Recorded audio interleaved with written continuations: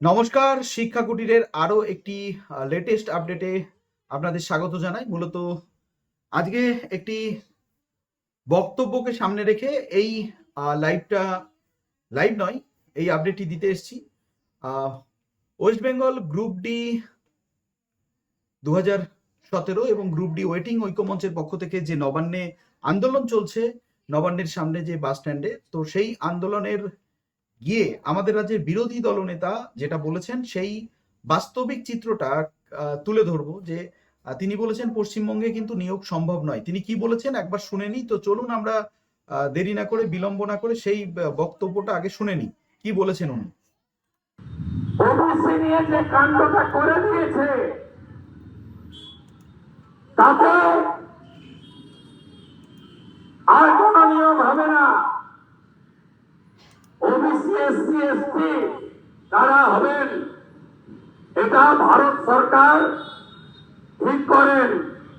SC কমিশনের অনুমোদন নিতে হয়, এসটি কমিশনের অনুমোদন নিতে হয়, ওবিসি কমিশনের অনুমোদন নিতে হয়। ইনি ভোটের জন্য সবাইকে ওবিসি করে দিয়েছেন, কিন্তু অনুমোদন করাননি ওবিসি কমিশনের।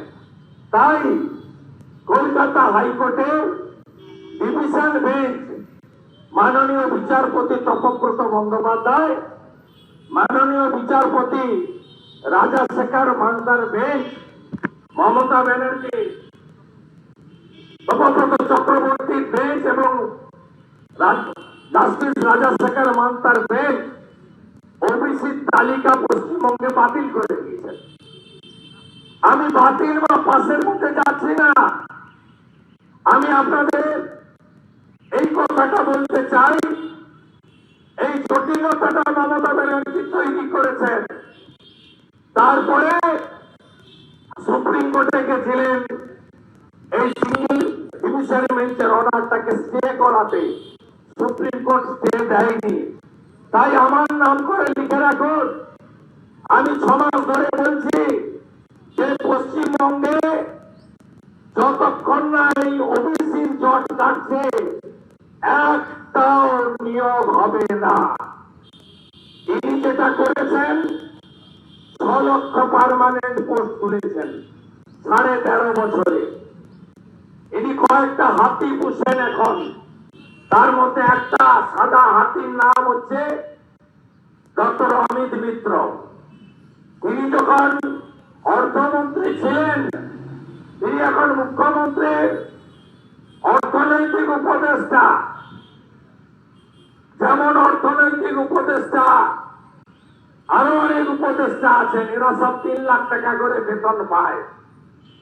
এরা ক্যাবিনেট মন্ত্রীর সমান মর্যাদায় গাড়ি, সিকিউরিটি, বাংলো, পিএ, আরদালি সবকিছু পায়।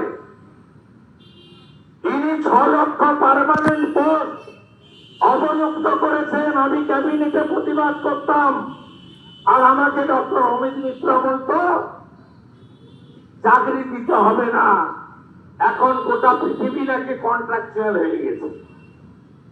কন্ট্রাকচুয়াল হয়ে গেছে, তাই পার্মানেন্ট চাকরি দেওয়া যাবে না।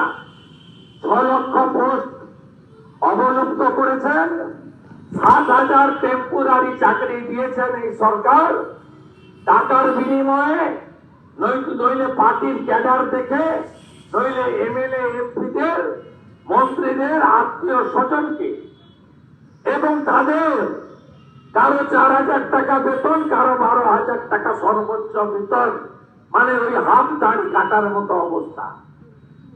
এদের কারো নিয়োগপত্র নেই, 6 মাস অন্তর রিনিউয়াল করেন। তার কারণ এদেরকে দিয়ে নির্বাচনটা করতে হয়।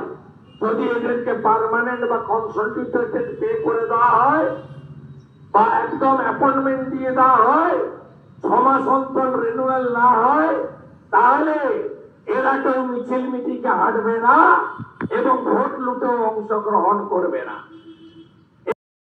এই হচ্ছে রাজ্যের অবস্থা।